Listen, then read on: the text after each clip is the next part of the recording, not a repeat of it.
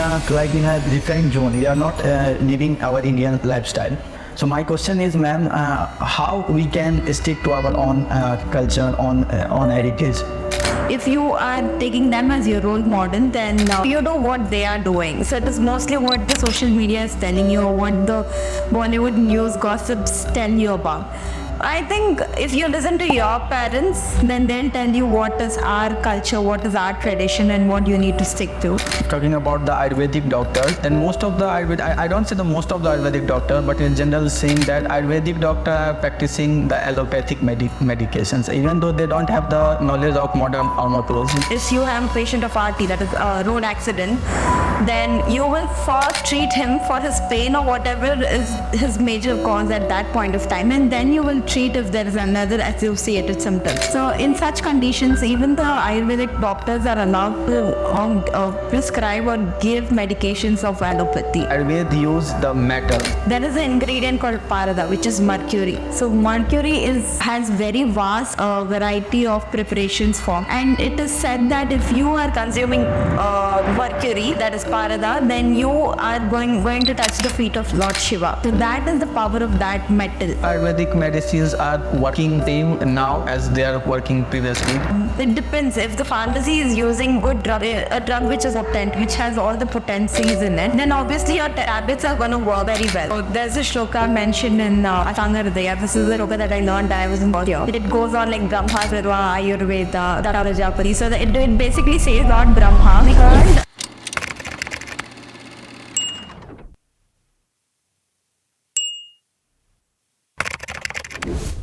Hello friends, it's pleasure to have you back on the channel of Clinical Care Insight. Today we are embarking on a journey where ancient wisdom meets the modern curiosity.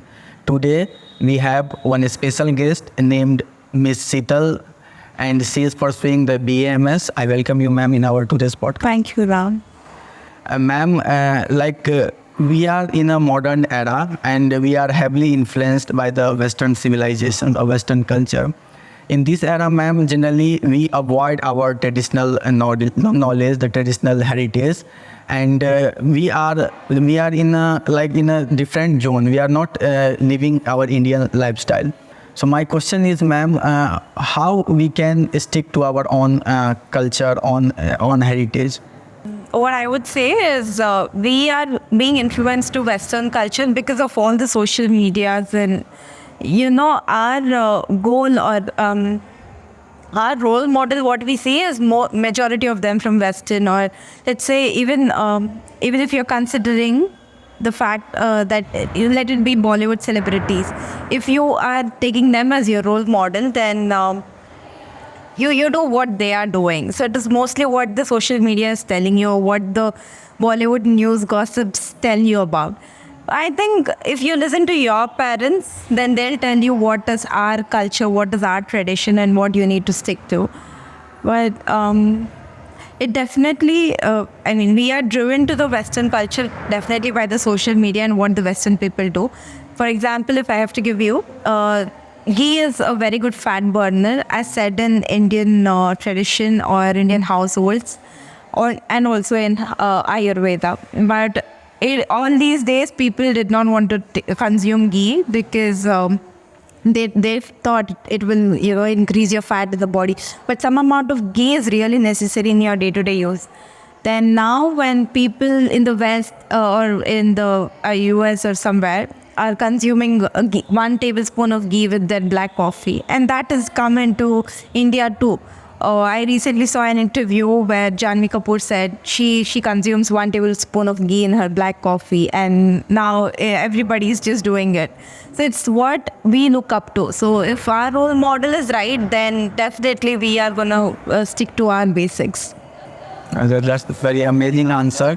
If talking about the Ayurvedic doctors, then most of the I don't say the most of the Ayurvedic doctor, but in general saying that Ayurvedic doctors are practicing the allopathic medications, even though they don't have the knowledge of modern pharmacology. Is it right way or right approach? These days the curriculum of Ayurveda, presently now that I am studying, the curriculum of Ayurveda is such that we get both knowledge of modern as well as modern as in allopathy and as well as Ayurveda. The majority of the knowledge we pursue is Ayurveda, but there is about 30% of allopathy too. So you will have both idea. When you're treating a patient, it is, when a patient comes to you, let's say there's an emergency condition and a patient is in front of you, what you have to do is give him an instant relief so that his symptoms are pacified for some time, and later on you treat the main cause.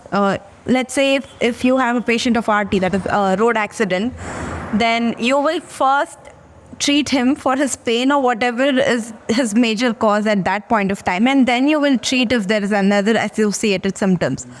So in such conditions, even the Ayurvedic doctors are allowed to prescribe or give medications of allopathy, which is really necessary. Okay, ma'am. And ma'am, you said about the acute management. In acute management, we can go with the modern allopathic medicine. So there is no any drug in the Ayurveda which can manage the acute condition? There is. I've seen my professors or my senior doctors who have treated cancer. Fourth stage or later stages of cancer has also been treated using Ayurvedic medicine. So there are things which we can cure in Ayurveda also, but we do have, most of the time or in some certain conditions, we give a combination of allopathy and Ayurveda so that the patient is also at ease and we are treating the root cause at the same time. It is permissible to the modern Ayurvedic doctor to use allopathic medicine? Not totally, but at certain conditions, some of the medicines are allowed to Ayurvedic. Some of the medicines are allowed. Okay, then ma'am, how you define that? How you can differentiate the modern medicine, modern allopathic medicine and Ayurveda?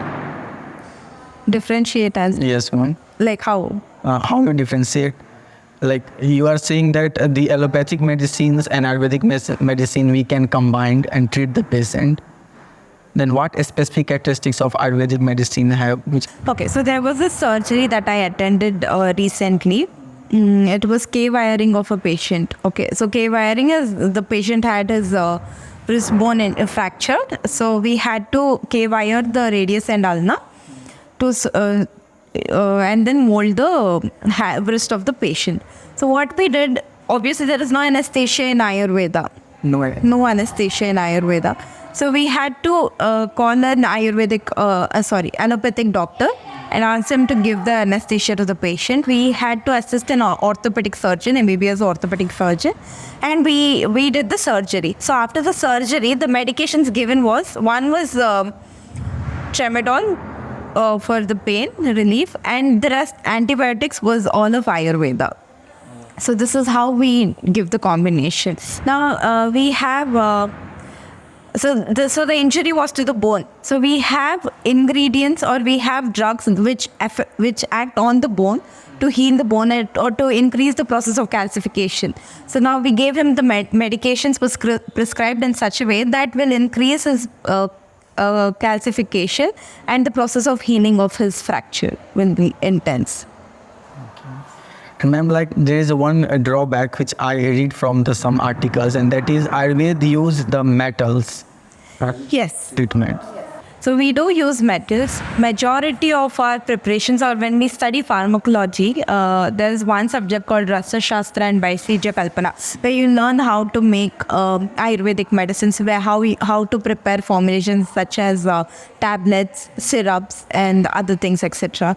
So in that, there is an ingredient called parada, which is mercury. So mercury has very vast variety of preparations form, and it is said that if you are consuming mercury, that is parada, then you are going to touch the feet of Lord Shiva. So that is the power of that metal.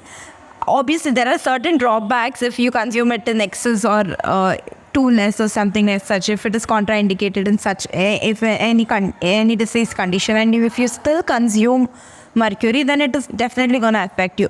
But then if you are consuming any metal as prescribed by the doctor, then it is going to cause you no harm. Anything in excess is definitely a poison. For example, as I told you earlier, that ghee itself is a fat burner. Now, if you consume it in excess, then obviously it is not going to act as a fat burner. It is definitely going to act as adding more weight or fat to your body. So anything in excess is definitely going to be a poison. Well, like we use misconceptions, like people bearing in mind that Ayurveda is using the heavy metals, and that are carcinogenic in nature that can cause cancer. See, like I said, if it is contraindicated in certain diseases, then we don't use it.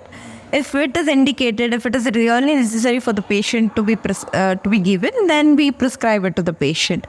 So as I told you, I myself take Datri Loha, which is a tablet of iron.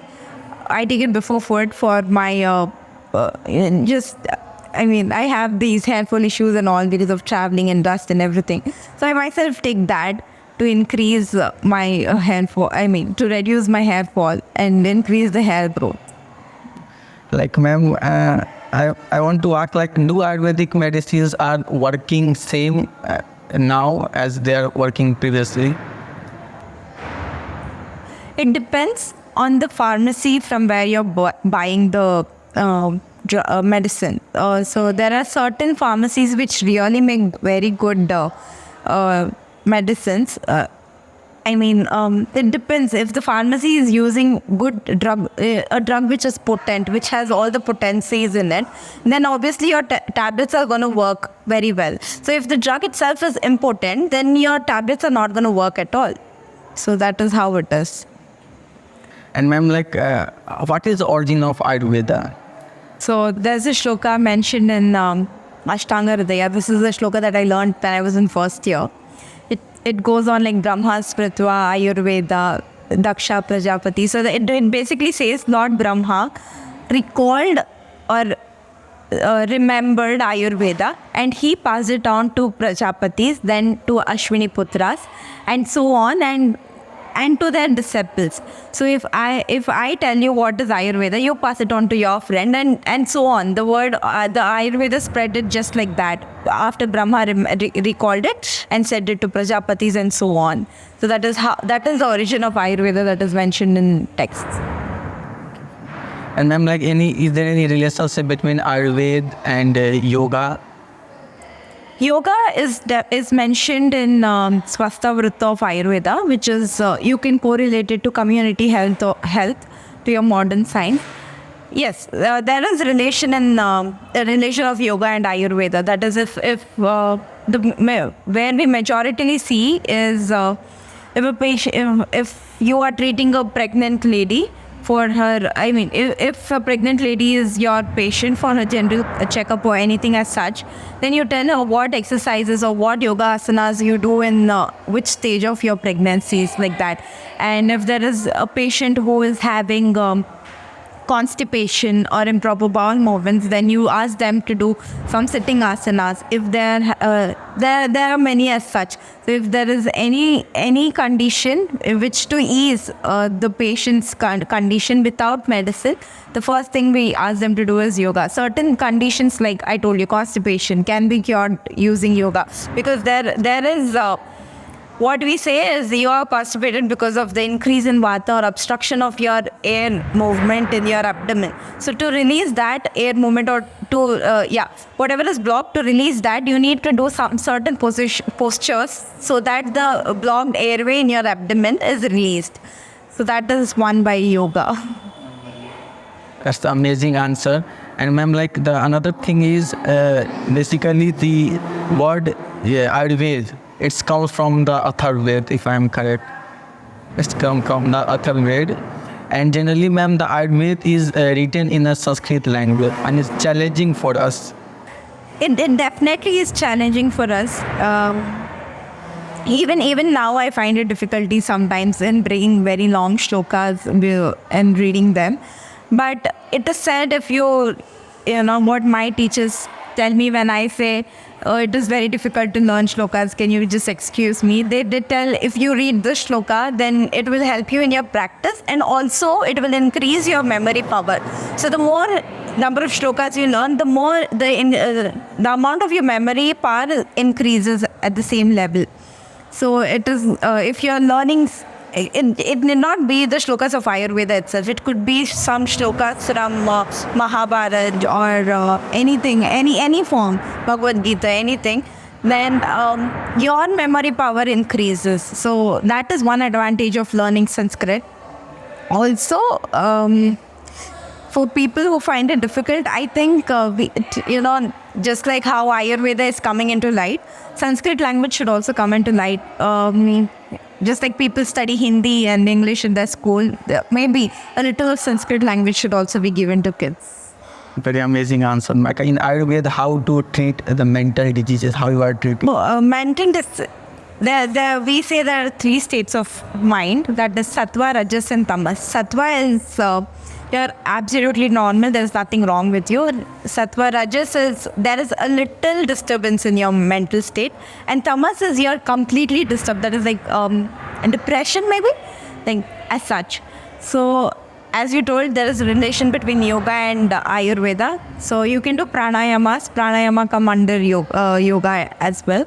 So you can do pranayama. They do really help you a lot. Apart from that, if there are serious disease conditions such as we call them unmada, pasmara, and etc. They are like Alzheimer's and diseases where you keep forgetting, where you have loss of memory, etc. So you can treat them using the medicines, like you can treat them using the metallic medicines. I'm not sure about the medicines, but you can do treat them with the with Ayurvedic medicines and along with yoga also. And I'm like, when I was child, it's very confusing in my mind that I am considering Ayurveda, Siddha, Unani, and yeah, you said the homeopathy, naturopathy. Is all are same or it's all different? No, they all are different. They all have different origin. Ayurveda is different from all the other forms of medicines. They are Siddha has a different origin. Unani has a different origin. Ayurveda has a different origin. They not all of them are Indian medicines. Yeah. But Ayurveda is Indian origin. Yeah. And generally also, ma'am, we are studying the medical science, and we are in most of the disease management, there is one word called lifestyle modification. Yes. They are also mentioning the lifestyle modification. And another thing is that, ma'am, modern allopathic medicine, it's advanced, it's very advanced, and the reason is कि इसमें research बहुत ज़्यादा हो रहे हैं, ma'am. Like research is extensive, and the areas is widening day by day. Areas are like diverging, and nowadays what they are offering the treatment at genetic level. Means they can manipulate, they can design a drug based on a person's genetics, a genome. Okay. And as I understand about the Ayurveda, that is, ma'am, Ayurveda ये पहले से ही करते आ रहा है. Yes, it does. So Ayurveda treats the root cause of disease. Like I told you, we treated one cancer patient. So we did not treat the cancer. We treated the root cause of the cancer, and that is when the cancer pacified. So yeah, Ayurveda does treat the root cause, not just the disease. तो ma'am जो चीज़ modern science अभी कर रहा है वो चीज़ आयुर्वेदा बहुत पहले से करते आ रहा है. Then why they are like they're in the back, like the system Ayurveda or the fraternity Ayurveda is way behind because we lack in research. Like I told you, we cured the cancer patient, but if you ask me a proof or scientific study, laboratory study of how I did it, I don't have an answer, because our medicine is as such that we don't have scientific answers, but we know how it works. And that effectively they are working. Yeah, they do work effectively, but we lack a lot in research. If we come up in research field, then definitely there's high possibilities that Ayurveda can come into light, and majority of them can choose Ayurveda. Yes, ma'am, you are saying that research is one drawback. Why Ayurveda? A very big drawback for Ayurveda to be very low. I mean, it is not at its place because of research, is what I would say. And is there any like advanced surgeries in Ayurveda? And there is one one person in Ayurveda, I forget the name. He is the father of surgery.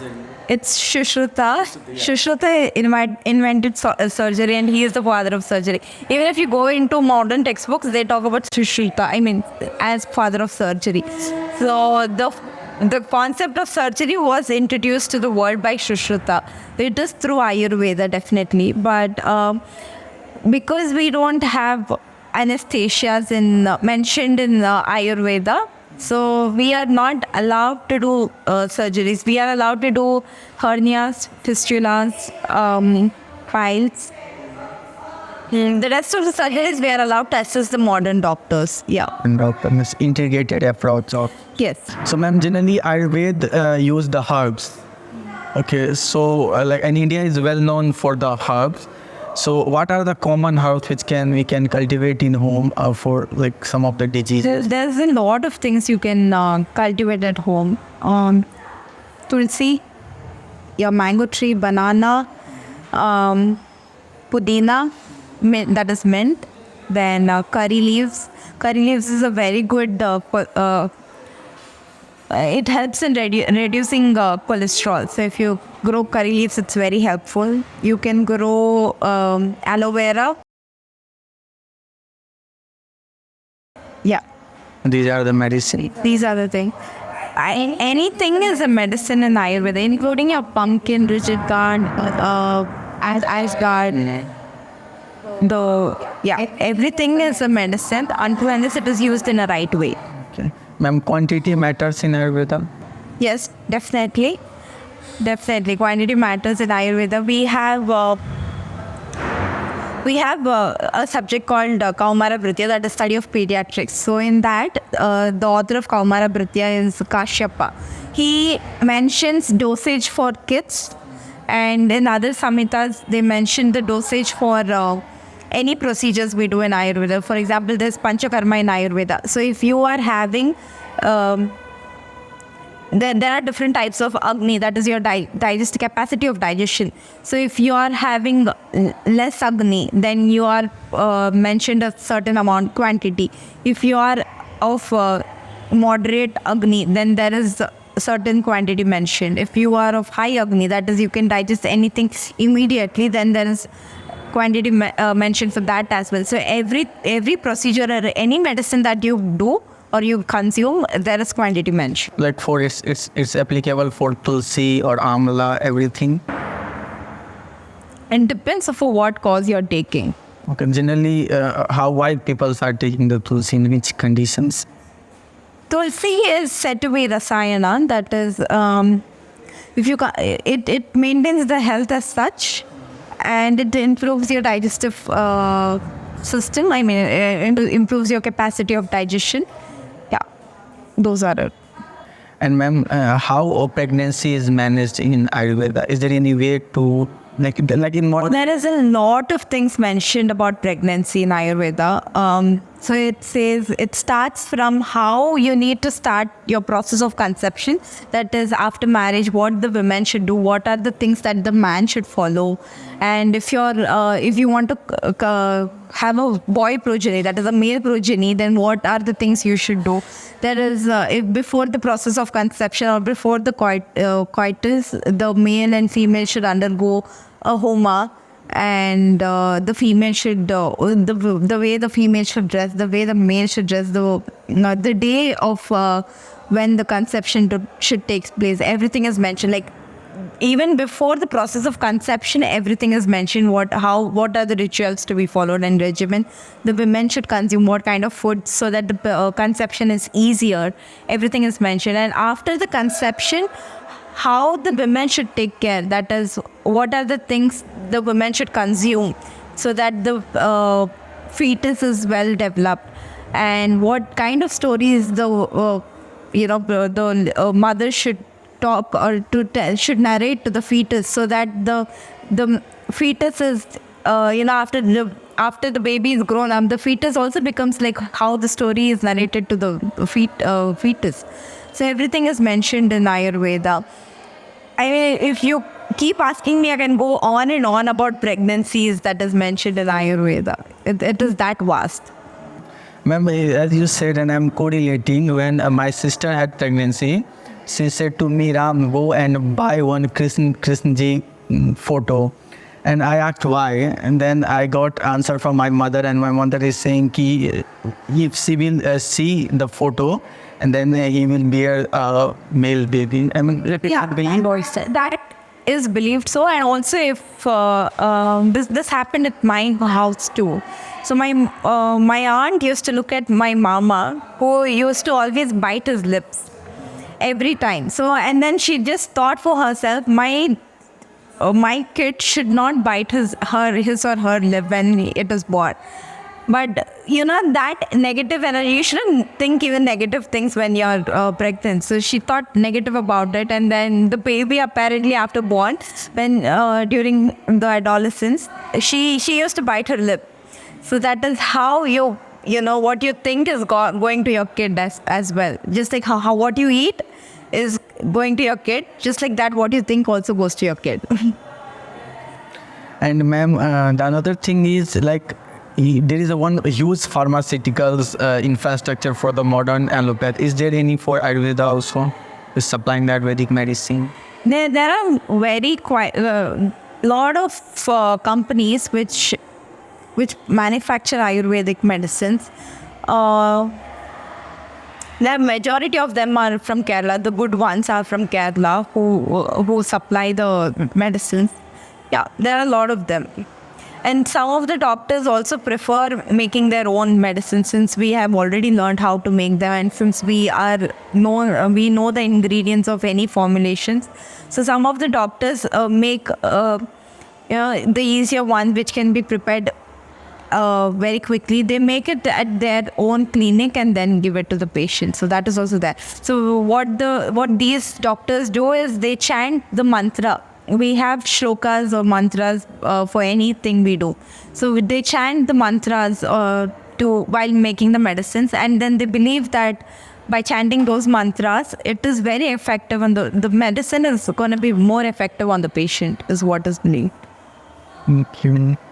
And is anything which frustrates you about the Ayurveda, ma'am?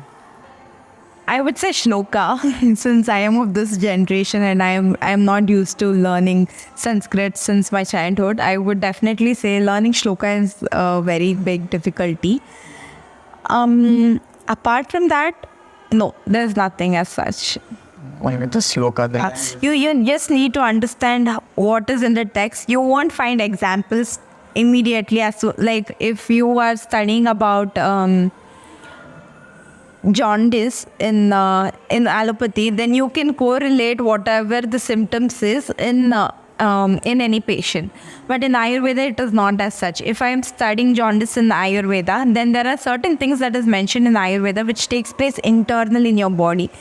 For example, like I told you, I am suffering from hair fall. Now, when I spoke to some of my teachers, they gave me medicines that treat my bone.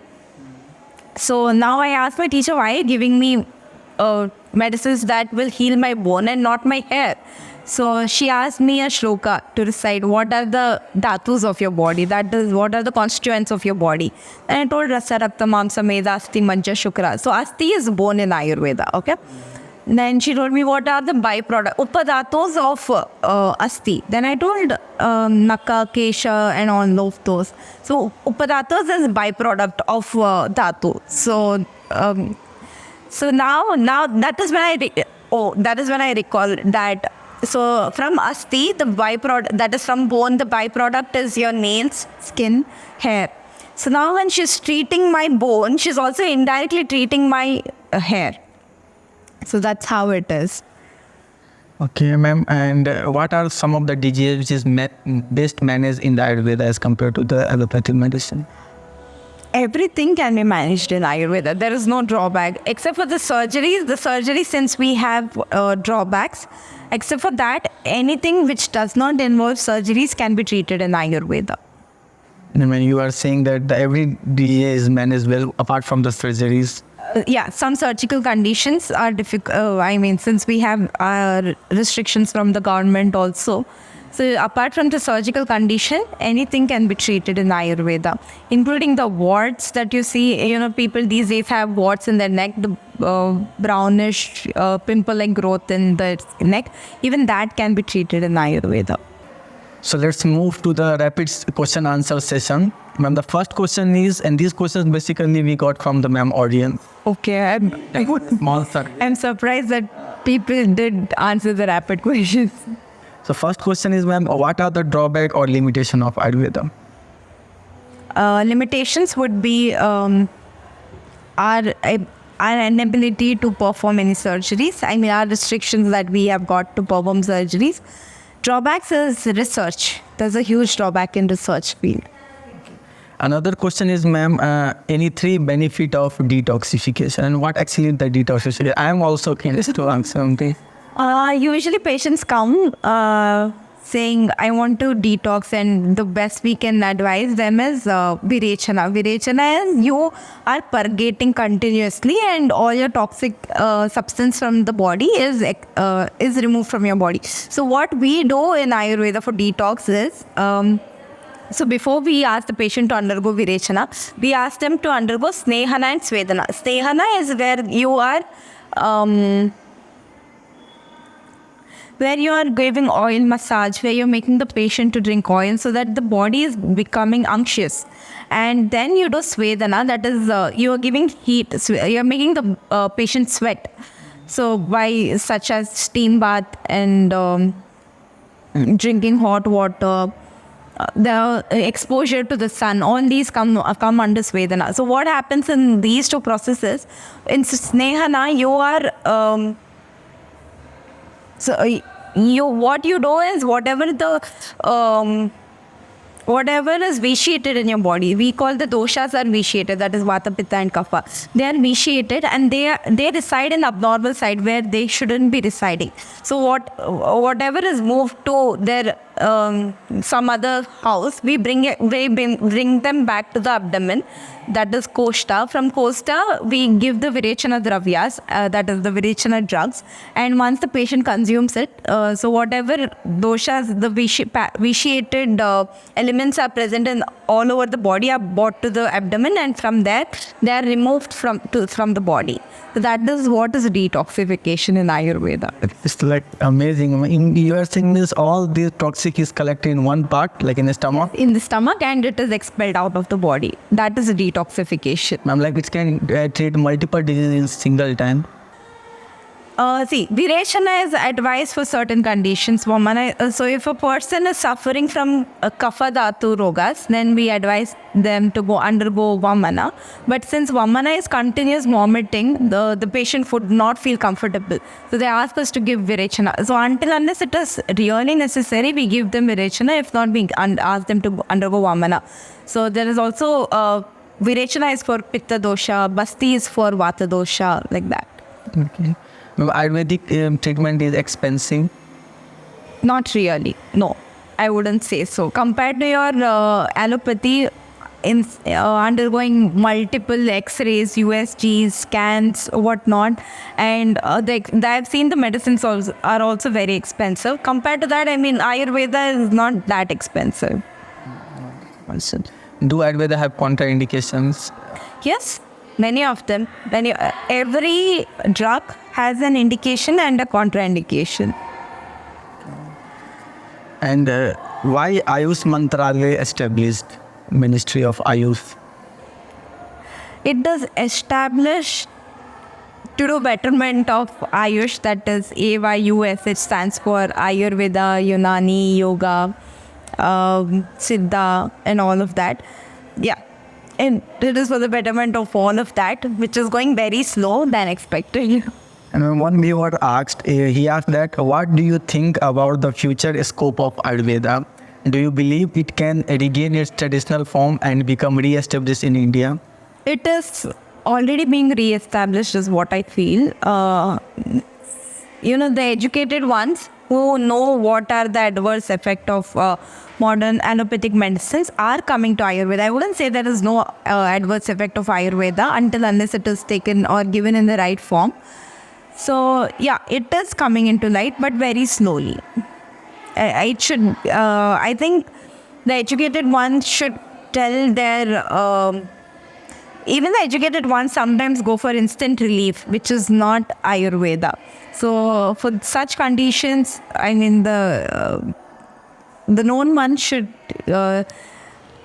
spread a word and then move towards Ayurveda. I wouldn't completely go against allopathy also. Both are necessary, but just choose what is better for you. And ma'am, like skin management with modern like the ointments or modern like the face washes, people nowadays generally they avoid, they don't want to use. There is Ayurvedic ointments, there is Ayurvedic soaps, there is Ayurvedic face pack, everything. I myself use an Ayurvedic soap which is homemade, and I use homemade shampoos. Yeah. How a person can make a homemade shampoo?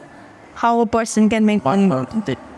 So I use Bringraj, Rita, Shigekai, Amla, and all of those, and soak it in water, steam them, and then you add methi to it, and then it becomes a shampoo. Yeah. Or you simply get Shigekai powder also, which you can use as shampoo, which is good. Ma'am, you any message you want to like नए student जो health care practice में आना चाहते हैं, जो disease को cure करना चाहते हैं, उसके लिए आप आयुर्वेद के तरफ से देना चाहते हैं? I wouldn't give a message to the students only. I would just give a message to the humans who want to live a long life. Ayurveda says samadosha samangnischa samadatu malakriya. So which means if you need to maintain your health, you need to maintain samadosha, sama-agni, and samadhatu and mala. So if all of those are sama, then you are healthy. If you are unhealthy, then there's imbalance in one of these things. So just see to it. If you're healthy, stay healthy. If you're unhealthy, become healthy and continue to be healthy. That's all. Okay, so thank you so much, ma'am, for coming in our podcast. And I hope आप लोगों को पता चला होगा आयुर्वेद के बारे में. And हम लोग बहुत excited थे आपके साथ मैम ये podcast करने के लिए, because like personally ma'am I believe कि आयुर्वेद हम लोग का अपना है, like it's Indian origin. And इसके बारे में बहुत कम बातें होती है. It is. I mean, like I said, you can follow it every day. Ayurveda also speaks about dinacharya, that is your daily regimen, what you should do from what time you should get up to what you should do after that. So everything is mentioned in Ayurveda. So ma'am, we have one small gift for you. This wasn't necessary, you guys. Thank you so much. Thank you. Thank you for having us. Bye. Have a nice day.